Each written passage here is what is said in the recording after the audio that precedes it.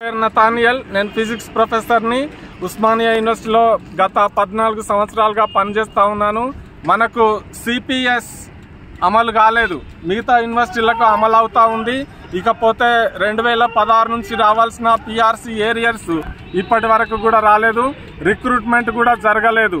ఇంకా పోతే ఈ యూనివర్సిటీలో ప్రొఫెసర్లకు హెల్త్ కార్డు లేదు, రీఎంబర్స్మెంట్ కూడా లేదు. మెడికల్ రీఎంబర్స్మెంట్ అన్ని యూనివర్సిటీలకు ఉన్నది కానీ మన యూనివర్సిటీకి లేదు. ఈ 4 పెండింగ్ సమస్యల మీద నేను పోరాడతాను.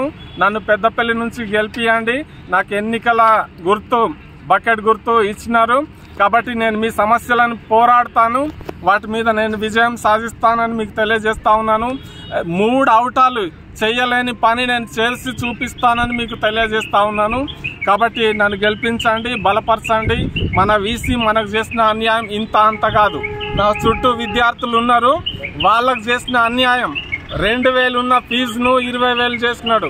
ఒక్క సబ్జెక్ట్ ఫెయిల్ అయితే బ్యాక్లాగ్ సబ్జెక్ట్కి 200-300 ఫీజు ఉన్నదాన్ని 10,000 చేసినాడు.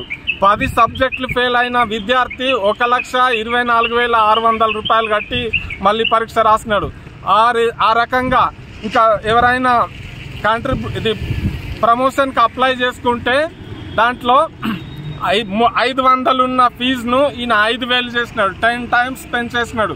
ఏ అవుట నాయకుడు కూడా అడగలేదు. నేను అడుగుతాను, వీసీని నిలదీస్తాను. నన్ను గెలిపించండి, నన్ను బలపరచండి, పెద్దపల్లి వాళ్ళకు చెప్పి ఓట్లేపియండి. ఈ సందర్భంగా నేను మిమ్మల్ని అందరినీ కోరుతా ఉన్నాను. నా పేరు నతానియల్, నేను ఉస్మానియా యూనివర్సిటీలో ఫిజిక్స్ ప్రొఫెసర్ని. తెలంగాణ 10 సంవత్సరాల క్రితం వచ్చినప్పుడు ఏదో ఆశించినాం, ఉద్యోగాలు నిండుతాయి అని అనుకున్నాం. కానీ గత 10 సంవత్సరాల నుంచి ఒక్క ప్రొఫెసర్ పోస్ట్ కానీ ఒక్క ఉపాధ్యాయ పోస్ట్ కానీ నింపబడలేదు. ఇక్కడ ఈ యూనివర్సిటీలో ప్రాబ్లమ్స్ ఎట్లున్నాయో అట్లనే ఉన్నాయి, ఇంకా అదేవిధంగా రాష్ట్రంలో కూడా అట్లనే ఉన్నాయి.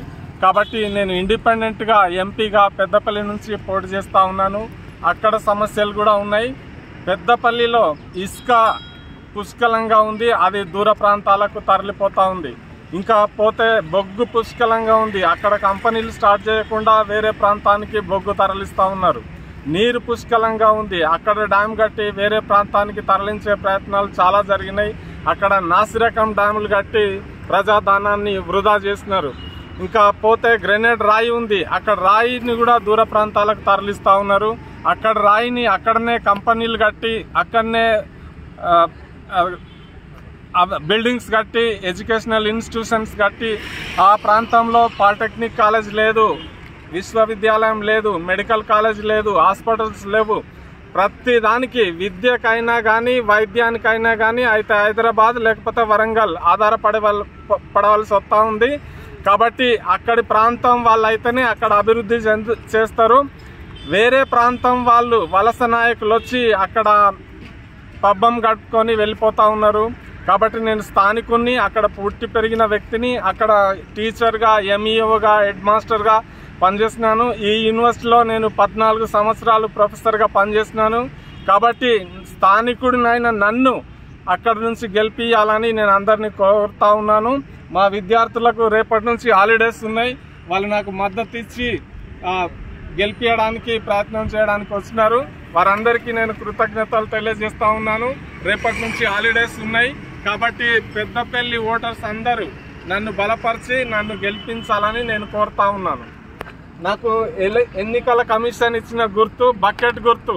ఈ బకెట్ గుర్తు మీద మీ అమూల్యమైన ఓటు వేసి నన్ను గెలిపిస్తారని నేను అందరినీ కోరుతా ఉన్నాను. బకెట్ గుర్తుకే గెలిపిద్దాం గెలిపిద్దాం గెలిపిద్దాం గెలిపిద్దాం ఓటేద్దాం ఓటేద్దాం ఓటేద్దాం ఓటేద్దాం బకెట్ గుర్తుకే బకెట్ గుర్తుకే బకెట్ గుర్తుకే బకెట్ గుర్తుకే బకెట్ గుర్తుకే. Thank you so much. ఉండండి, అట్లే ఉండండి. ఒక గ్రూప్ ఫోటో ఫ్రెండ్ బాబు దీంతో చాలా